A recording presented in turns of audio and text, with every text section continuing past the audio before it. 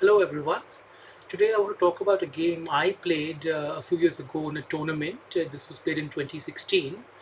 The theme in this game is the sheer power an exchange sacrifice can have, especially when one side has excellent bishop placement and how strong a bishop pair can be. So let's proceed and watch the game. So it starts with e4.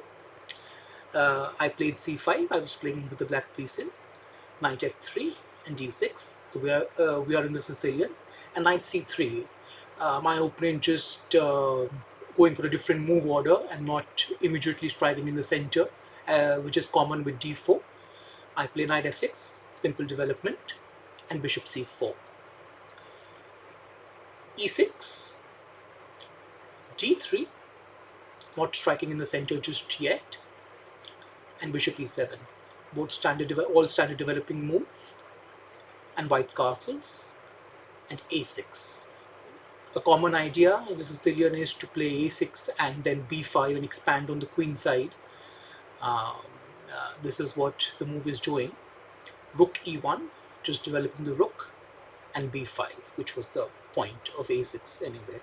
Pushing the bishop back. Bishop tucks back to b3, and I develop the bishop on b7. The long diagonal can often be a dangerous place for the bishop. If the e4 pawn were to open, then the black bishop is looking at the king side. And a3, preventing b4. That is also one common theme, that black will push b4 and dislodge the knight on c3, which takes away some defense from the e4 pawn, and then pushing d4 later can be a little tricky. I simply castle, standard development, and e5. My opponent strikes in the center. D captures and knight captures. Knight to c6, just developing the last piece, minor piece, and my opponent takes. I take back, and bishop to f4. Here I gave some thought, and I thought that maybe I can just try to trade off some more pieces, and I have the position is quite solid, and white does not seem to have any strong attack here. So I played bishop to d6, that in case expecting him to capture, and I can activate my queen on d6 via that. Here, my opponent thought that he can probably gain something by pinning the knight. Maybe he was thinking knight could come to e4, forcing me to give up the bishop, the light square bishop, perhaps. But this wastes the tempo to an extent again. But black has also used an extra tempo because the bishop first came on e7 and then played on d6. So, but this is not the most accurate of plays. And here it also allows a small tactic that queen c7 hits the h2 pawn. So h3. Here I wanted my opponent to capture on f6 and open the g file for me, because I have a bishop on c6 which is looking at g2. So we can see that this is a very sensitive point here. So if the g file were to open, the rook can come to the g file, and that could provide some chances. So probably the best continuation here would simply be king h8, just offering white the chance to mess up the pawn structure. If white were astute, then he'd avoid it and go for queen e2, suppose, just developing, and then h6, pushing the bishop back, bishop e3, and rook ac8, just developing, rook a d1 and rook f d8. So both sides just develop, and black is a little better here, we can say. The bishops are quite active. But for white, the b3 bishop is blunted by the pawn on e6, and the e3 bishop is just staring at the c5 pawn, which is well defended. So this could go. However, after h3, I played bishop f4. I thought, let me tempt my opponent into opening the g file for me, and if he were to just capture on f4, which I thought was unlikely, I will simply bring my queen to an active square. My opponent went for it. He captured on f6. and I captured back with the g pawn. And he probably thought he can go after the pawn with knight to e4, or I would have to give up my bishop. But of course, that was not the point. That is not why I was opening the g file. This bishop is going to be a star because it looks at g2 right at the king side. So I vacated the g8 square for the rook by playing king h8. Now the rook is ready to come to the g8 square. But although we have to recognize that the f6 pawn is hanging, and yes, that is what my opponent played. He went for knight into f6, which looks like quite a logical move, stopping the rook from coming to g8, just grabbing another pawn. What could go wrong with that? Just, I would like maybe take a moment, pause the video here, and see how can we continue the attack. Because if you recognize the position, the two bishops and also the queen by extension are staring down the king side. So there could be something. Okay, here I played rook g8, and I'm quite happy with this move. It is an exchange sacrifice, no doubt, and my opponent went for it, and I captured back. Believe it or not, white is actually lost in this position. There is no decent defense for what is to come. My opponent probably saw till here and he played f3, and he thought that this blunts the bishop on c6 and stops the attack. Now the g2 pawn is no longer attacked twice, it's only attacked once. And he thought that he could be safe here, and he has the exchange, and he should be winning. But that is not the case. The attack is very strong. But before this, the engine actually recommends the defense of g4.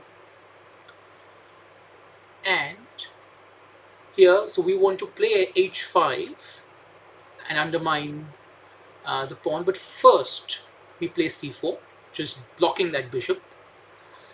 Now the pawn can't be captured because if d into c4, we have opened the d file.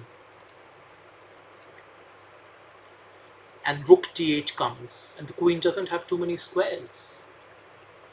Queen will have to go to b1, in which case rook d2 is very strong.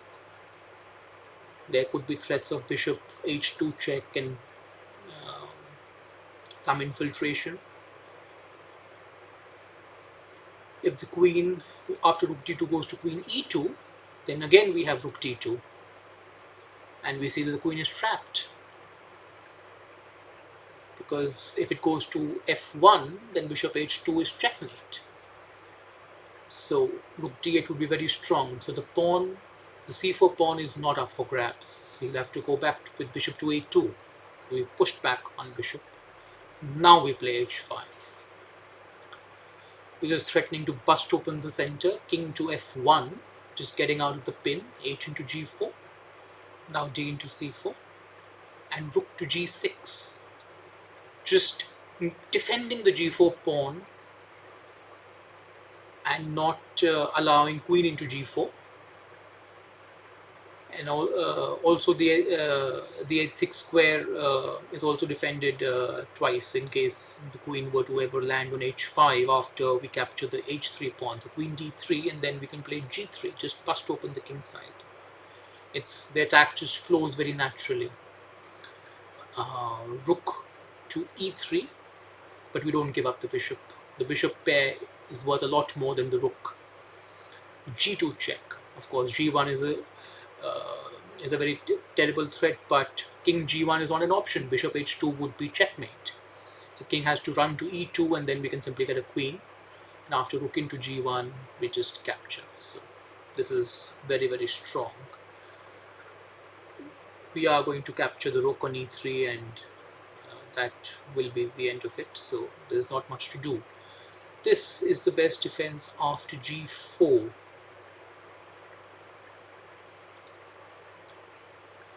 Another line was that after rook g8, there's another line of rook e4.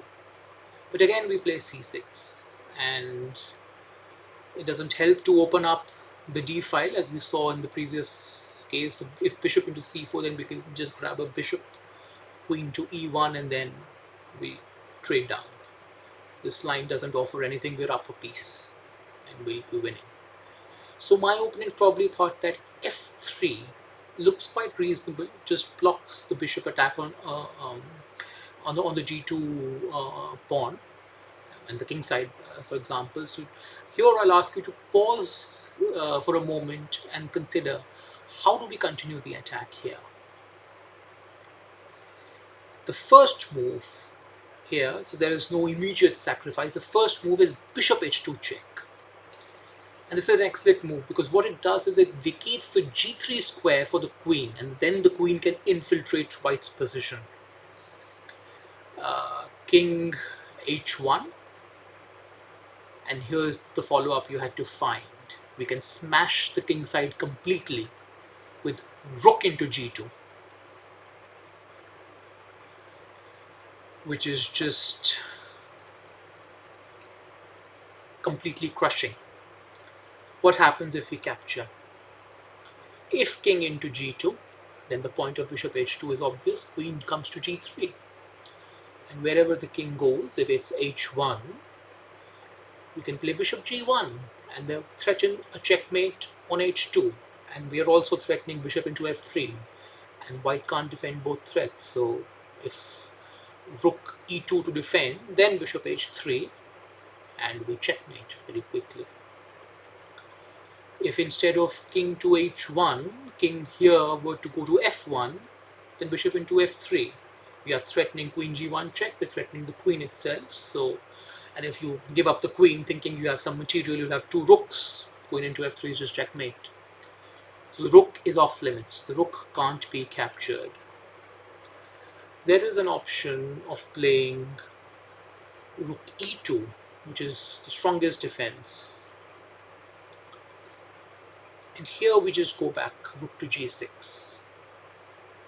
We are avoiding a trade of pieces just right now. Remember, principle demands that we don't trade down when we have sacrificed some material. White would love to trade down and blunt our attack. We don't want to do that.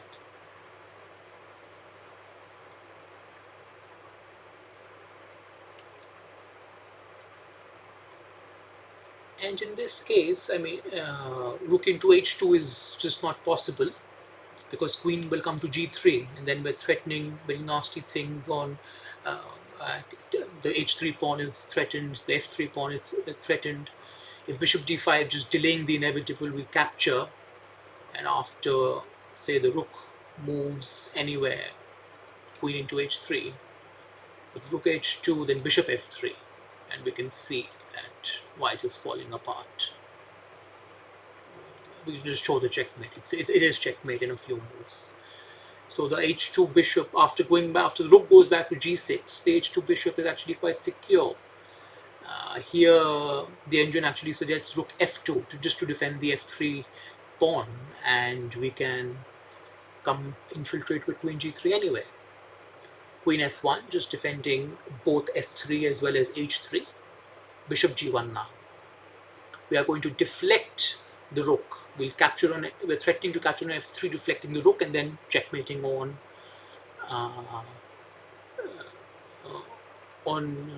the h2 square. So if rook g2 here, now bishop into f3. We've pinned the rook. King into g1, bishop into g2. The queen moves, and queen f4. We are again just keeping the threat of some nasty discoveries and not leaving too many moves for white. So bishop into h3 is going to be deadly. Just any move here, it's quite simple. This is clearly winning. Otherwise, it would be checkmate even faster, because the queen over here, if not queen e2, well then the queen is blocking the f file. If bishop into h3 comes and then king goes to h1, it will be checkmate very quickly. So we can just quickly go through this line.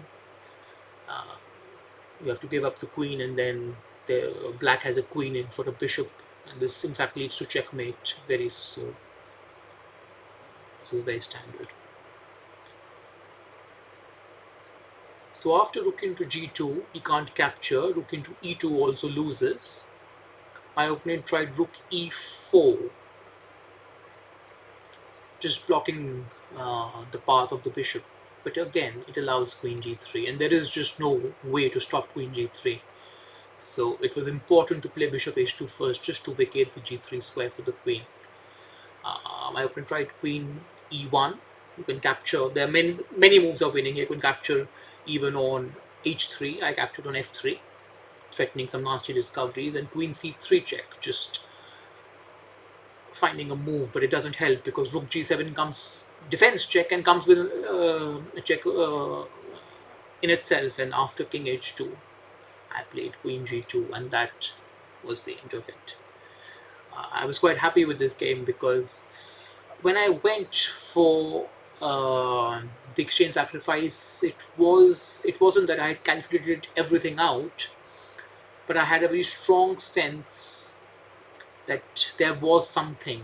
And usually when we're attacking, that sense, that judgment and intuition is very important. And I was quite proud of this game. Thank you all for watching. I'll see you soon next time.